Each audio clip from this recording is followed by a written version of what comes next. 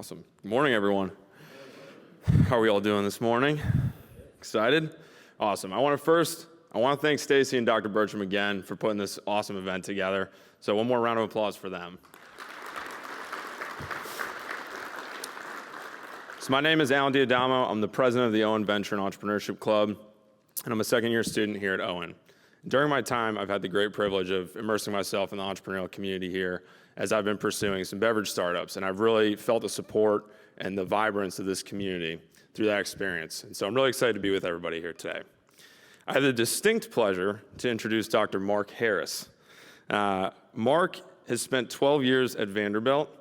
At my time at Owen, I've met double doors, but Mark is a triple door with 3 degrees from Vanderbilt.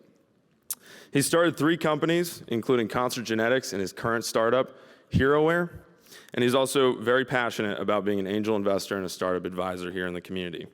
He sits on the Vanderbilt Technology Transfers Advisory Board, and they aim to create a smooth pathway for more startups and spinouts to come out of Vanderbilt.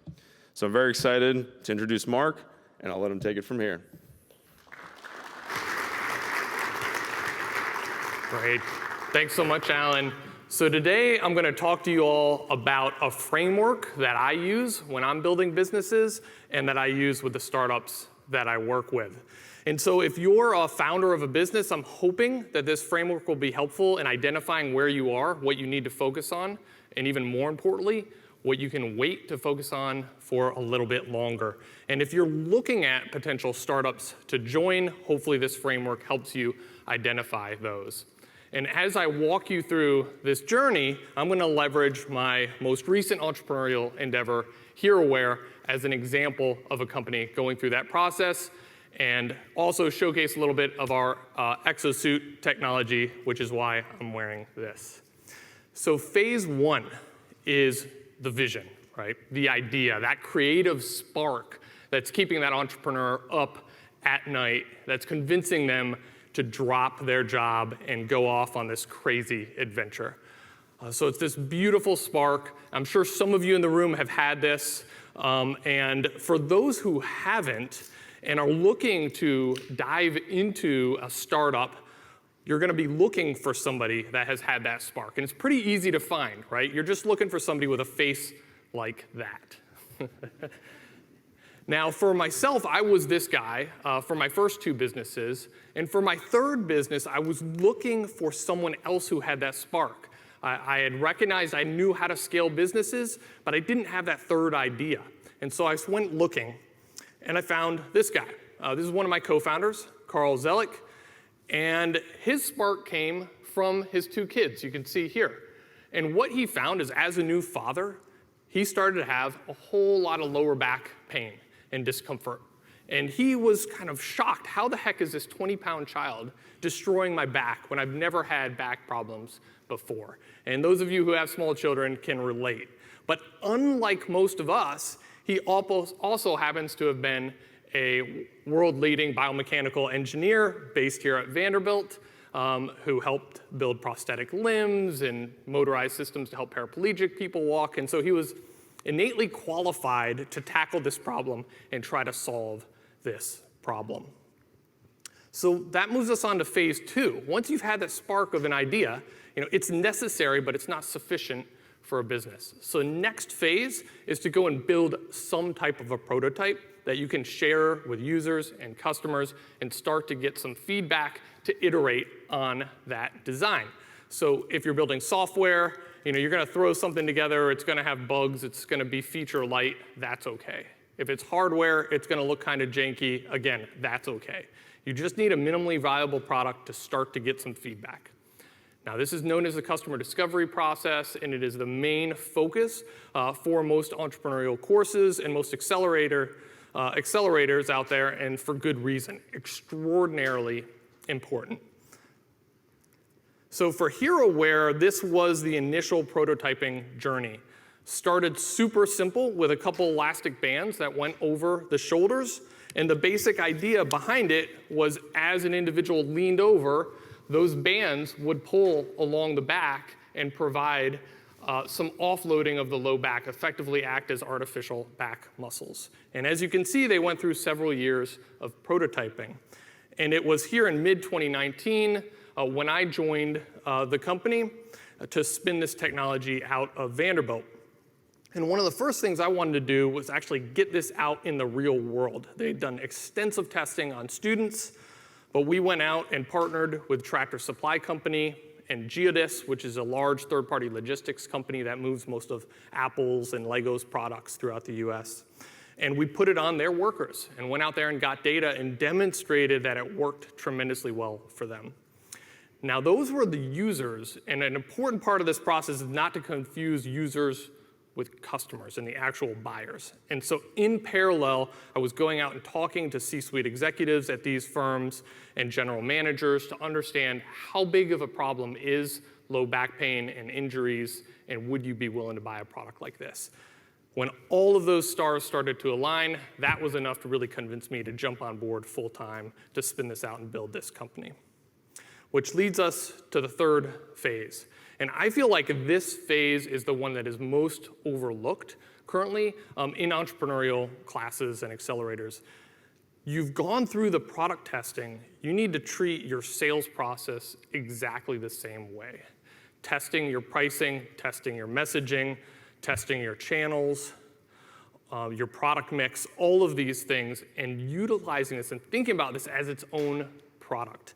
And so I love this visual because you're out there and you're telling a story and you're tweaking that story that you're telling until it flips over and you actually start selling. And so a couple quick examples of that. We started, once we launched our commercial Apex on the far left here, this was an individual Apex, right? So we had initially, we tested out $1,000, $1,100, $1,200, $1,500 to test out the price until we found the right price point. And we were selling these individually, custom fitted, effectively, their modular systems to the worker. And what I needed for sales trips was the middle, what's in the middle there, basically a fit kit, because I had to walk in the door and I didn't know who I was going to be fitting. So I had to have a range of sizes. And pretty quickly, we started to learn that customers wanted that so that they could go and test it on a variety of their workforce. And that led to a new product. And again, we iterated, and now we have an even larger fit kit. The other area where we did a lot of iteration is we recognized that this was not a hard hat, right? This was something people hadn't ever really put on their body before, and it needed training. We needed training and implementation services. And so we ended up hiring ergonomists and PTs who could go out there on site and work with these industrial clients. This is my lead ergonomist, Matt, training 10 people in an agricultural setting to utilize the Apex. And this became another product offering that we provide to our clients. Now, through this process of iterating, this is really what you're looking for. You're looking for product market fit. What is this magical mix of components that really start to drive sales? And you need to continue to iterate until you find it. And the tough part is you never know if you're just one step away or you're still 50 steps away from that product market fit. But for us, what started to give us confidence that we were getting there was this chart, which was the number of deals we were closing per month over time. This is over a 9-month period, and you can see our deals closed per month tripled over this period of time. And we started to get confidence in the repeatability of our sales process. And that leads us to the next phase, which is setting the plan and the strategy. Now, I know there's probably some of you out there thinking, man, you've gone through a lot already and you're just now trying to figure out your business strategy. Shouldn't you have done that back in the beginning? And you're absolutely right. You do need a strategy in the beginning, but I think one thing that's critically important is as you iterate on your product and as you iterate on how you sell, that you allow your mind to be flexible and you haven't fully locked in and baked that strategy until you've gotten to product market fit. And at that point, you can really have confidence in putting together a firm strategy and beginning to execute on it. So what's that look like for HeroWare? We've learned initially that deep expertise is critical, both in terms of how you actually design this thing, having the right engineers in-house, how you do your training and implementation was critical. And what we found was this was an area where our competition was really falling down. And so this was an ability for us to really differentiate ourselves in the space. Secondly was we focus on B2B enterprise level sales. We'll start with 10 or 20 or 30 units initially, but we're working with big groups like Toyota and General Motors and the US Army, Cargill, et cetera. And all of those have the opportunity to purchase 10,000, 50,000 of these units over time. So it's critical to figure out how do you go from 10 to 10,000. And so a key part of our strategy is making sure this is scalable, and we think about things like how are they going to clean them? How are they going to store them? How are they going to deal with employee turnover? And then the third point is, and it's totally linked to this scalability, is how do we demonstrate a really robust return on investment for the clients? And this is something I've been going really deep on recently. Initially, we focused on injury reduction, but we have been finding feedback from our clients that their guys are less tired at the end of the day, and so they're actually moving more product.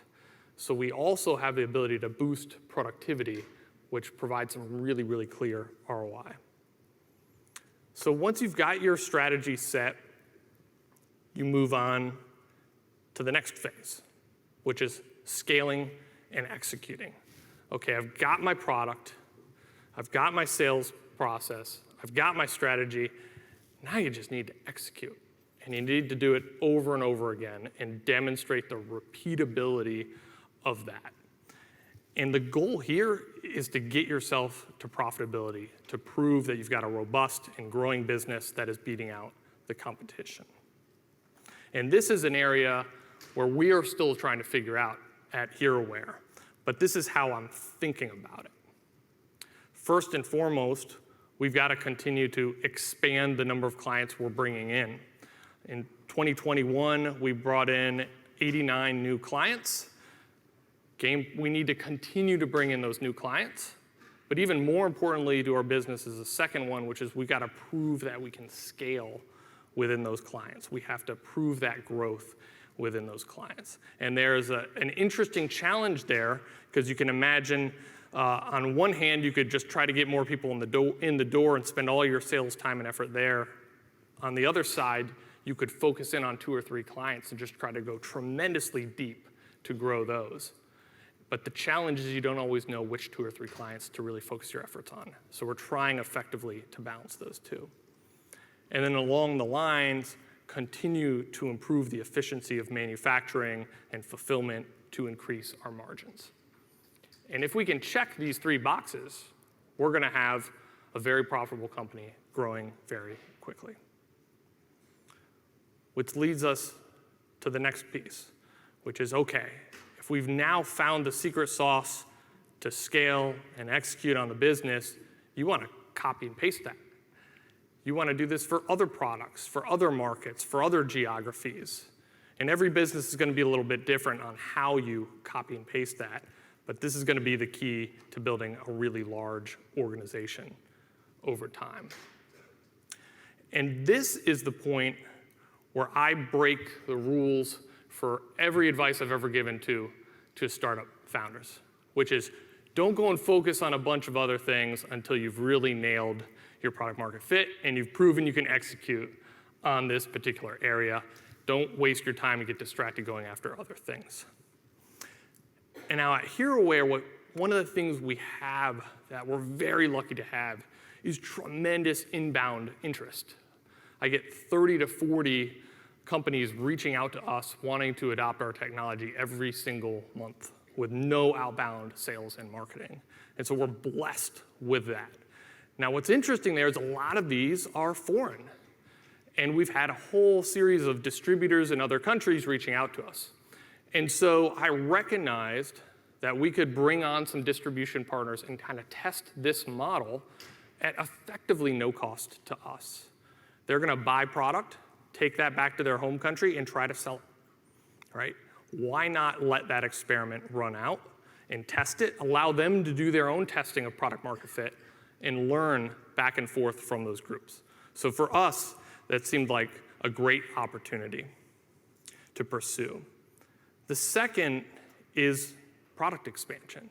And this is where we're really lucky with our partnership with Vanderbilt and my co-founder, Carl Zellick, who remains a biomechanical engineering professor here at Vanderbilt, is he's continuing to iterate and find new additional technologies that we could potentially roll out. So we've found that the Apex, this exosuit, works great in logistics and manufacturing situations, but we're going to need some changes if we're going to put this on every UPS and FedEx and Amazon delivery driver, this last mile delivery. But he is effectively able to continue to roll out through federally funded grants new technologies that we can leverage for our next generation products. And we've utilized things like SBIR grants to obtain additional funding to build out our R&D department to be able to pursue these new products without having to use any investor dollars whatsoever. And so we're pursuing those in parallel. We've also been working with Department of Defense, and this has been publicly mentioned by Vanderbilt, a large 7-figure grant between Vanderbilt and the US Army to basically take this exosuit and design it for the Department of Defense for their artillery battalions. And so you see here pictures of a couple guys that are setting up a howitzer cannon. And the idea here is to integrate this into their combat gear so that they can use this in the field of battle. So very, very exciting. And we have a number of other interesting product lines that will be coming out.